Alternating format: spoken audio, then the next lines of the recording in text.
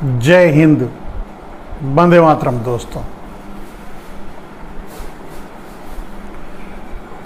दोस्तों क्षमा चाहता हूँ, कई दिनों के बाद आप लोगों से मुलाकात हो रही है। कुछ और बहुत कुछ कारणों से व्यस्तता रहती है, जिसके कारण प्रतिदिन मुलाकात नहीं हो पा रही है, लेकिन कोशिश रहेगी कि मैं रोज आप लोगों से मिलूं। मेरी बहुत हार्दिक इच्छा रहती है, या मैं हमेशा ये चाहता हूं कि आप लोगों से प्रतिदिन मुलाकात एटलीस्ट एक बार जरूर हो। एक बार फिर आप लोगों का नमन करते हुए और आपका स्वागत करते हैं अपने इस लाइव चैनल में। दोस्तों, जैसा कि आप जानते हैं और देख रहे हैं, चौथी फेल राजा का प्रजातंत्र। तो आज आपके सामने आपसे विचार विमर्श करेंगे कि इस चौथी फेल राजा का प्रजातंत्र क्या है।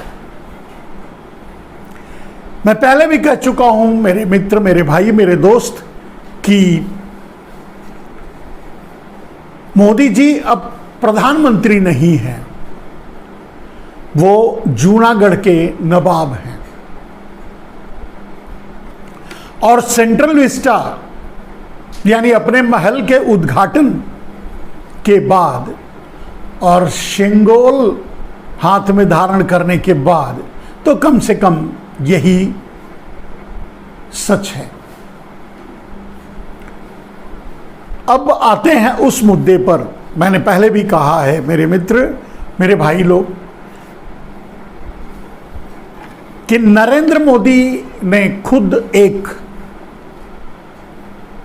अपने लिए एक क्राइटेरिया बनाया था, अपने लिए एक स्टैंड अप बनाया था कि वो बहुत नसीब वाले हैं। और मोदी जी अपने नसीब की चर्चा खुद अपने मुंह से कर चुके हैं। रुपए, 2 रुपए, 5 रुपए या इससे भी कम ही पेट्रोल और डीजल में घटाकर। यह अलग बात है कि उसका उनके इस नसीब वाली बात जो कि उन्होंने दिल्ली में की थी, और आप सभी को याद होगा दिल्ली के चुनाव में उन्होंने ये बात कही थी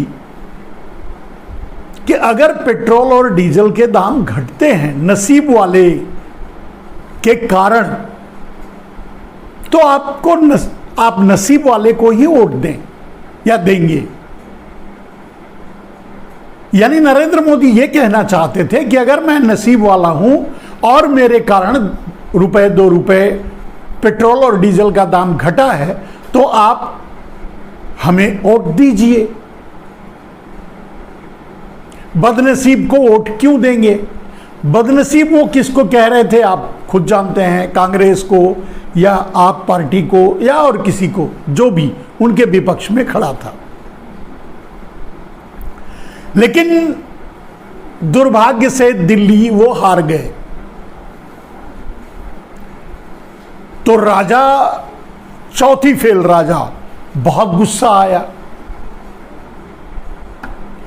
और उस गुस्से का परिणाम यह हुआ कि आपको आज 100 रुपए, 2 रुपए घटाने पर अगर आपने वोट नहीं दिया, तो आज आपको 1 लीटर का 100 रुपया देना पड़ रहा है।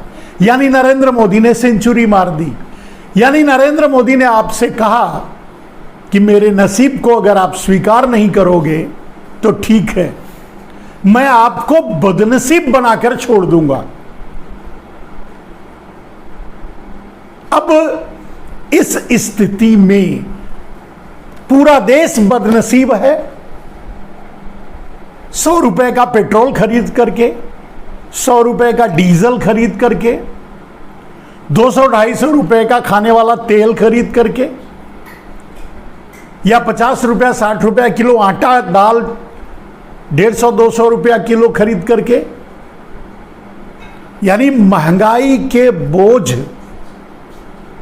तले दब करके इस देश की जनता बदनसीब है या नरेंद्र मोदी बदनसीब हैं,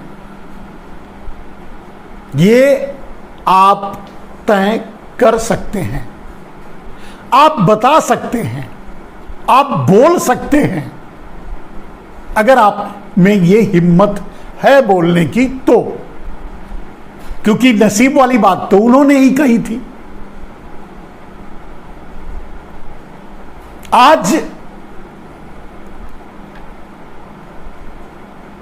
उसके बाद से लेकर नरेंद्र मोदी जी इस देश को मौत मौत मौत दर मौत मौत दर मौत देते रहे, लेकिन कभी उन्होंने ये नहीं कहा या कभी उन्होंने ये नहीं सोचा कि मेरी बदनसीबी के कारण ये देश तबाह हो रहा है, बिक रहा है। बेच तो खुद नरेंद्र मोदी ही हैं, या मर रहा है या मार तो नरेंद्र मोदी ही हैं, मार रहे हैं तो नरेंद्र मोदी ही। लेकिन प्रश्न जब यह है कि नरेंद्र मोदी अपने आप को 5 रुपए के पेट्रोल सस्ता होने पर नसीब वाला कहते हैं, तो इन सारी मौतों के लिए जिम्मेदार कौन है और बदनसीब कौन है? देश का आम आदमी या नरेंद्र मोदी?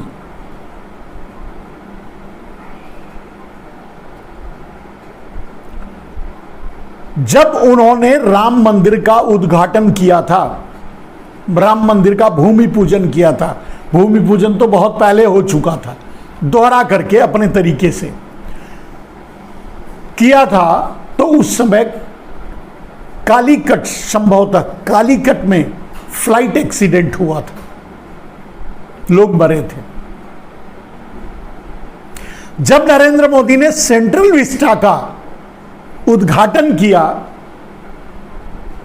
तो बालासोर हुआ। खैर, ये एक दो बातें कहकर मैं ये उनके पूरे ट्रैक रिकॉर्ड को छोटा नहीं करना चाहता। नरेंद्र मोदी जिस दिन से सरकार में आए हैं, सत्ता में आए हैं, गद्दी पर बैठे हैं, लोगों को मौत के सिवा और कुछ नहीं मिला है। ये नरेंद्र मोदी भी जानते हैं। कुछ को तो नरेंद्र मोदी आपदा कह सकते हैं, लेकिन उस आपदा में भी नरेंद्र मोदी ने खूब अवसर तलाशा, फायदा उठाया, लाभ उठाया, अपनों को लाभ दिया। यानी आपदा में अवसर बनाने से नरेंद्र मोदी चूके नहीं। तो जो मरे, कुछ एक मौकों पर यह कह सकते हैं आपदा, लेकिन बाकी मौकों पर नोट लॉन्चिंग, 2000 के नोट लॉन्चिंग की लाइन में खड़े करके 200 से 300 आदमी मार डाले, उसे क्या कहेंगे? लोगों की बदनसीबी,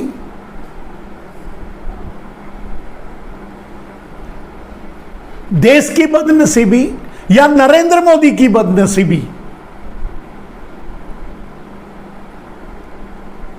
ऐसे बहुत से मौके आए जब नरेंद्र मोदी ने प्रसाद की तरह मौत बांटा और यह देश उसे स्वीकार किया। और अब तो भारतीय जनता पार्टी के ही लोग ये मानने लगे हैं, ये कहने लगे हैं कि अगर नरेंद्र मोदी किसी को मौत दे रहे हैं, लोग मर रहे हैं, तो उनको मोक्ष मिल रहा है। तो स्वीकार कीजिए, नरेंद्र मोदी का धन्यवाद कीजिए कि आपको वो मौत दे रहे हैं। आपको मोक्ष दे रहे हैं। लेकिन मेरा सवाल तो यही है कि देश बदनसीब है या नरेंद्र मोदी बदनसीब हैं। ये बात नरेंद्र मोदी की है, मैं अपनी तरफ से नहीं कह रहा हूं। अब ये नरेंद्र मोदी से पूछा जाए कि आपकी बदनसीबी से लोग मर रहे हैं, या मरने वाले लोगों से पूछा जाए कि आप अपनी बदनसीबी से मर रहे हैं। खैर, बदनसीबी की चर्चा यहीं छोड़ते हैं, उससे आगे बढ़ते हैं। मेरे दोस्त, आज भी मीडिया की स्वतंत्रता को लेकर के बार बार कई बार सवाल उठते हैं। लोग इस पर बोलते हैं, अब तो अंतर्राष्ट्रीय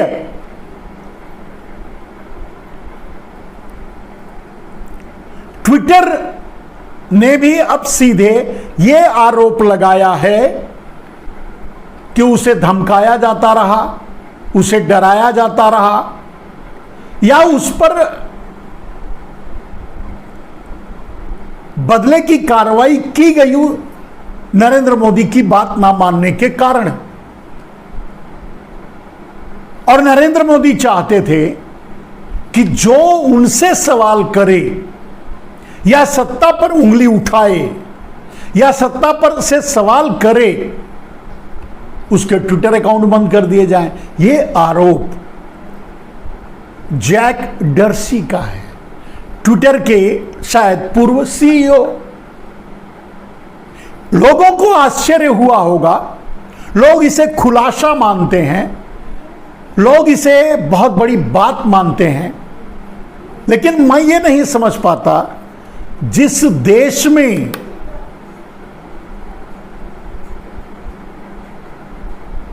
देश की मीडिया को सवाल पूछने पर पत्रकार की नौकरी चली जाती है,